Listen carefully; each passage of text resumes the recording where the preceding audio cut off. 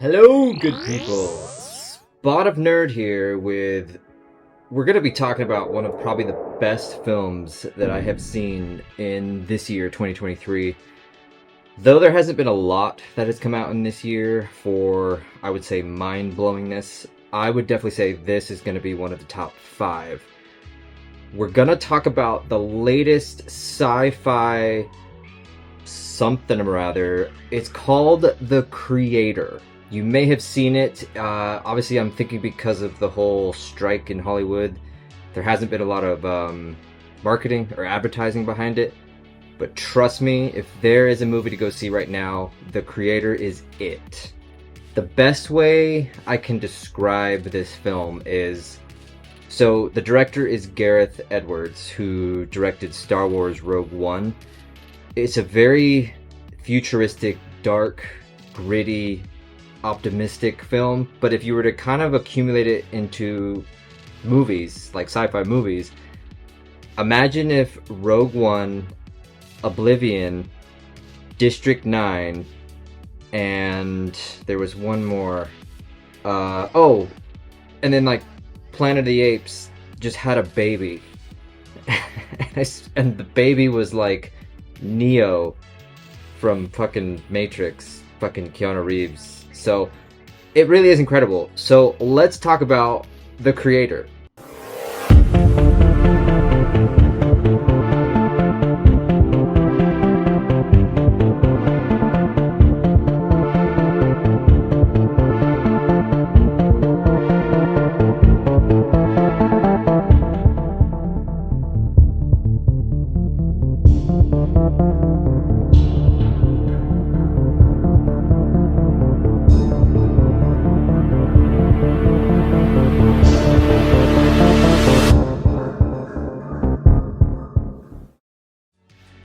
Now, as per usual, anytime we do one of these reviews, we're gonna heavily spoil this film, and I don't mean that in a joking, sarcastic way.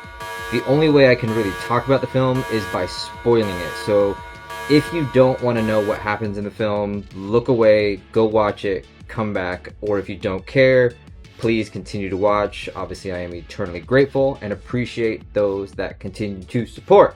Speaking of which, let's get it out of the way. If you would not mind, I would love it. Go ahead, throw that subscribe right down below. Comment your thoughts. What did you think? Have you seen it yet? Do you have hopes of going to see it? Are you not going to see it?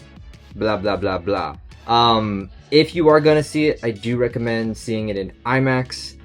The visuals are incredible. They are stunning. They are not cheesy or just terrible. They are actually very well done. So again, do yourself a favor, spend the extra cash and go see this in IMAX. The way this movie starts is, it's quite unique. There is very much kind of, we'll get the bad stuff out of the way before we get to the good stuff, because there's very little bad stuff and there's a hell of a lot more good stuff. They kind of rush through the scenario of how artificial intelligence came to be. The whole premise of the film is based in the future, I believe around like 2065, and there's this dilemma of artificial intelligence basically being, what's that word where they become conscious of, symbiotic or something? There's a word for it, where essentially these robots have become people, essentially, and this has been done. The story arc has been done through a lot of series. Through the top of my head, I can think of The Orville did it, Star Trek has done it, Star Wars has probably done it somewhere. But again, it's that whole debate of when you've created artificial intelligence and the evolution gets to a point where what is the difference now between a human being and a robot, aka artificial intelligence? Is it a soul? Is it a heartbeat? Blah, blah, blah, blah. We're not going to go down that road. We can talk about that in the comments, or we can talk about that another time. But the bottom line is, this whole film is based off of a huge war between humans and artificial intelligent robots. All the robots want to do is live, be free, on their own, so on and so forth. But the humans want to destroy the artificial intelligence. The reason for that, a nuclear bomb went off in Los Angeles, which artificial intelligence was blamed for. We come to find out, major spoiler, it was actually humans that caused the nuclear weapon to go off in Los Angeles. So that's how this war started, and that's how it continues to move forward. So again, going back to what I was going to start off with, they go very quickly into the development of artificial intelligence from the early 1950s, I mean, probably even the early 1900s, all the way up until the 2065 mark. And they don't really delve too much into how it's created, who creates it, other than just one name. That's where I think the biggest miss is, because if anything, what would have been great was a little bit more storytelling on how they became artificial intelligence and how humans evolved through that, blah blah blah, how the earth moved forward, so on and so forth. So where the movie picks up is you have the gentleman, and you know me, I am terrible with names, with actors and actresses. It's the guy who played the main character in Tenet with Christopher Nolan. And he's this ex-military guy who goes undercover to try and find the creator of artificial intelligence.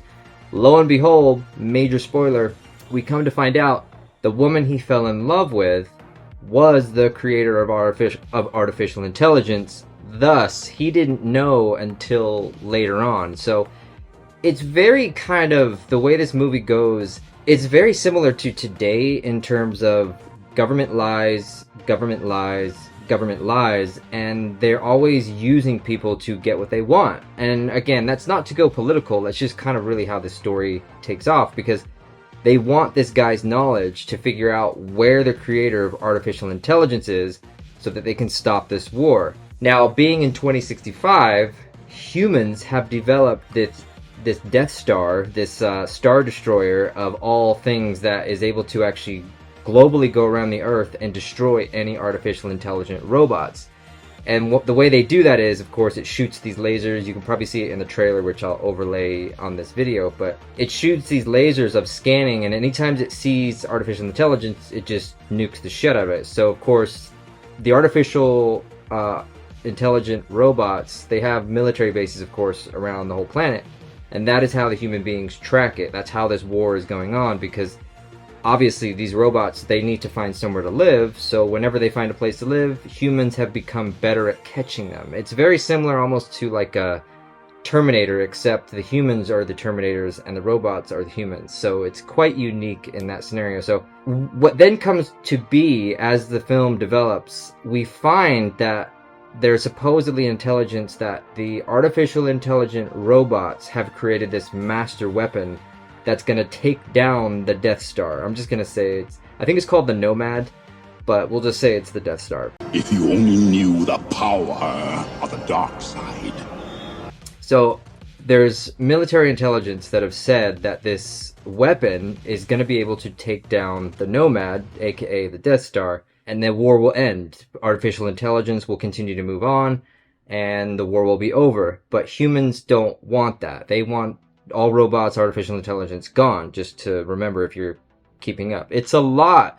And what I mean by a lot, and I mean that in a positive way, this is probably one of the first films I have watched that has such an incredible story that it's almost where I say that they've missed the mark on giving us a little more background. I wish they'd almost like maybe made this into a television series, or I hope they will actually make sequels and or prequels so that they can give us a little bit more explanation into how things came to be. So there, where we pick up there is the military guy discovers the weapon is actually a child. Huge spoiler. Obviously, the kid escapes and doesn't know what it is, so the military guy basically takes it with him because apparently the child has knowledge of where his wife, aka the creator of artificial intelligence, is. Long story short, there was a fight in the beginning, a battle sequence where she gets blown to smithereens. But does she? Question mark. So years later, he's trying to figure out the love. Where is the love of his life? And this is, again, I love this piece of the story because, again, it's that fight for love. It's the fight for your person. And you know me, I have a soft spot for that shit because I fucking love it. You know, it's something that is missing so greatly. in today's society is, you know, people fighting for that relationship, people fighting for the love they had with this person, regardless of the situation, regardless of the fact that they're at war with robots and artificial intelligence and evolution of humans and so on and so forth. I just love this piece of the story because he does not care about anything else except finding his wife. And he knows that this super weapon, this child, is the only thing that can find her. So, as you might imagine, you have the military coming after him, you have the artificial intelligence coming after him because they want the child back.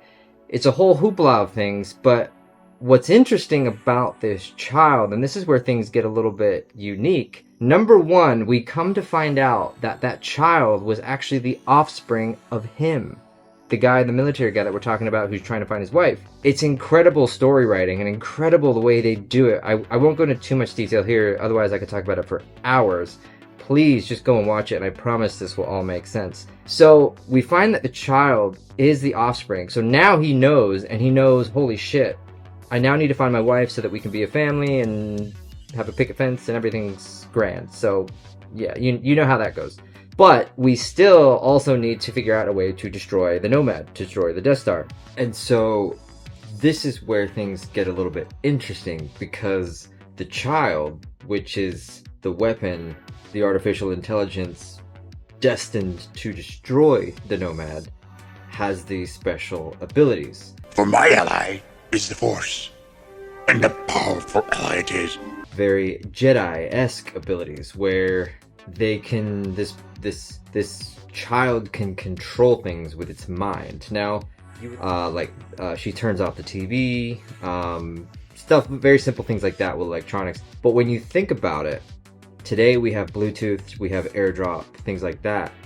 So technically it's not really out of the norm in terms of that this could be a reality. And again, that's what makes just another piece of this film so incredible in terms of those little details, because she is a mass weapon of destruction, and the way they're going to use her basically is when she evolves and grows up, she will destroy the Nomad, because she will have that ability, she'll have that power to basically destroy it. So you have military guy looking for his wife, who apparently died but is not dead, who is the originator, the creator of artificial intelligence, who they both have a child together with the old-fashioned way. I might add that, the old-fashioned way. The child is the savior, as in like Neo from the Matrix, or a Jedi who is destined to destroy the Death Star. And the best part, I really do think the best part of this film, you know, you have so many different action sequences and so many different conversation sequences, but you know, you have this final battle sequence, this final journey that military guy with the kid, they actually do discover the mother, his wife. Unfortunately, she is borderline dead. She's been on a respirator. She's hooked up to a million machines, and you know, it's amazing I forget what the word is, but you know, the artificial intelligence, I think if you look back, and that's where I'm trying to go, if you look back with like iRobot, there were like certain rules with robots, and one of them specifically was, thou shall not kill. And it's amazing. So you have his wife, who is literally the only reason she's alive is because of these machines, respirators, pumping her heart, etc. And these machines, these artificial intelligent robots, are basically saying, you know, because the husband, or I guess not really the husband, but the military guy is asking, well, why haven't you just pulled the plug? Why haven't you just let her die? And the robots basically say, we cannot kill. We cannot shut her off. And it's funny, their little euphemism, their little metaphor throughout the whole film, whenever somebody dies, you know, because again, the military guy is killing people, destroying robots, and the way he kind of tells the young child about it is like, you know, oh, they're off now. They're dead, they're off. Or sometimes he needs to sneak around, so he'll switch the robots into standby mode. So, you know, it's amazing that I love this kind of the way they talk, the way they have a conversation, the way they use metaphors in relation to just kind of basically saying these robots cannot make her off, and only he can. And he does. It's heart-wrenching. It's beautiful. It's incredible storytelling, the way they do it. But it's not the final piece of the puzzle. Because throughout the film, you actually also learn in the future, you can actually regain somebody's memories. You can actually take their brain waves and you can actually download them into a hard drive. And it's absolutely incredible. So you really do actually feel for these robots. You feel for the artificial intelligence, because what is the difference? I mean, yes, they are artificial beings. They are machines. Technically, even by my own standards, they do not have a soul, but they're also programmed to literally feel and have pain and believe in a god, and at this point breed. They can literally breed and evolve. So what is the difference between them? So when you can actually download somebody's brainwave, and this has been done throughout sci-fi history, being able to take someone's consciousness and download it into an android. The perfect example was in Picard season 1. His physical body died, but they were actually able to take his brainwaves and put it into an android, and thus he became who he was. There's a lot of, sci-fi mumbo jumbo on like, well, he eventually will die of old age, blah, blah, blah, blah, blah. But it really, the way they've incorporated it into this story is just fantastic. And I want to know more. And I think that's the biggest takeaway that you can get from this film, is you want to learn more about these beings, how they became who they are now. What did humans do to create, not only from the start, but to where they are now? What happened when this nuclear weapon went off? Who screwed up? Was it on purpose? So on and so forth. So they finish off the film by actually going up, without going, there's a lot of details, but they finally get a space shuttle up to the Nomad, to the Death Star, and it's one of the most beautiful finales in a film I've seen in a very long time, because, they're both, the child and the military guy are splitting off because they both have things to do, and the child needs to go find a way to destroy it. The military guy needs to give the child access to destroy it. And the child comes across these artificial intelligent robots that are literally identical to his wife. And it's amazing. So before they finally actually did pull the plug on his wife, the original creator of artificial intelligence, they downloaded her brain into a hard drive. So you have the child with his mother literally downloaded to a hard drive.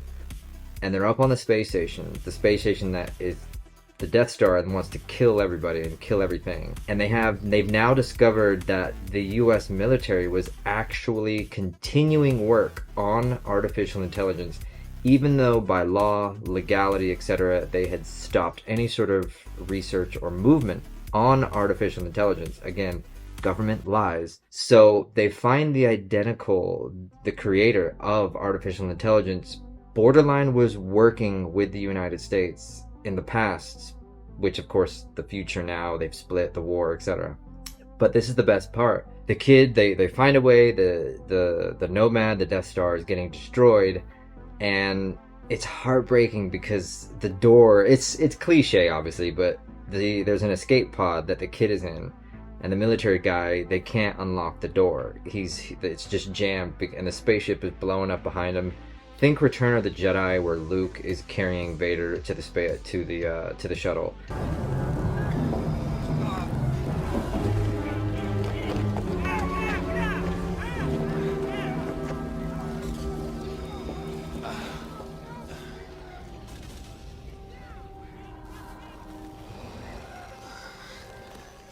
Luke, help me take this mask off. But you'll die. Nothing can stop that now. This kid is like, this kid is a robot, just FYI, and you can see the emotion, like, I want to stay with you, I love you, you're my dad, so on and so forth, and it rips you to shreds. But it's so incredible the way it's done, and credit to these actors and actresses for, again, nailing these roles. I even heard the director didn't tell who was a robot and who was human, just so that they could have such an incredible balance between the two. So the kid He pulls the lever, the kid shoots off into space back to Earth, and you can see the explosions of the Nomad, the Death Star, and little did he know that the child had actually downloaded her, his wife, the woman of his dreams, his love, into one of those artificial intelligent robots that was identical to her. And so at the end of it, he's kind of walking through this field, this farmland, in the Death Star. So obviously they had to eat, and it's like any sci-fi space station, you got to eat, so you create your own food. So he's walking through this field, everything's about blowing up behind him. He knows he's gonna die. There's no escape now. And all of a sudden, in the distance, he sees her walking towards him, and he's kind of confused. He's like, this is a dream, this can't be real, because his whole purpose from the start was to find the love of his life. And then he found his child, and he made sure the child was okay.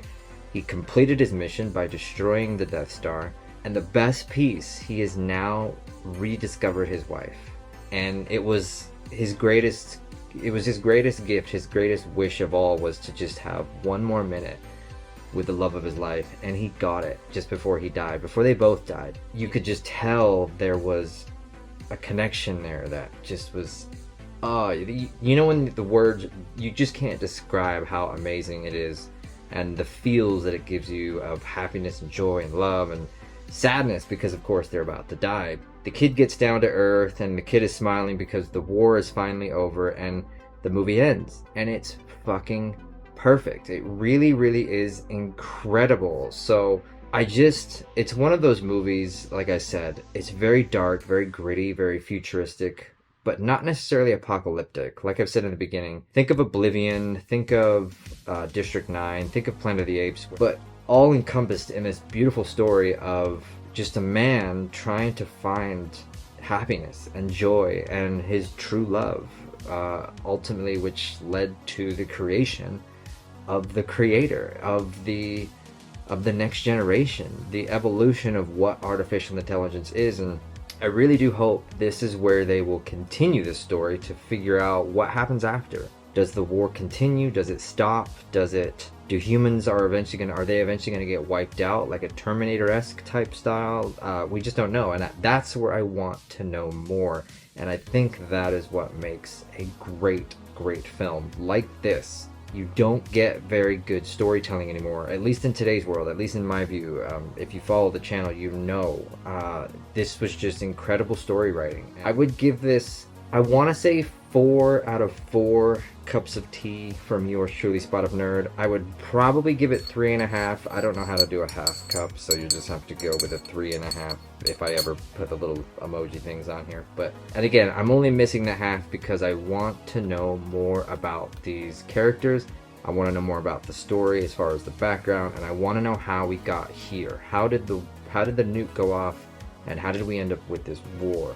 With all of that said, huge thanks to everybody that is continuing to watch and continuing to support Spot of Nerd. Again, huge appreciation, would love it. Go ahead and throw the subscribe, the likes, the comments, the whole 9 yards.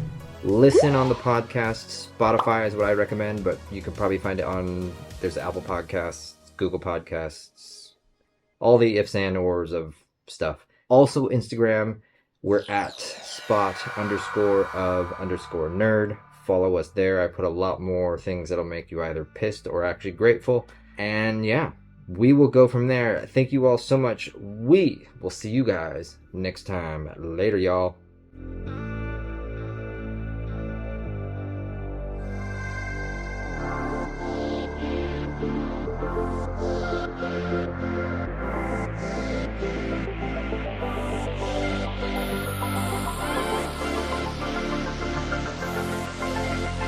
Perfect little end credit scene here. I forgot to mention there actually is even humor in this film, the creator, and that's what makes, I've said this a lot, obviously this is a great film, but what also makes a great film, especially in this sci-fi futuristic apocalyptic sense, is placing humor in the right spots. And I'll give you one example of how they place humor.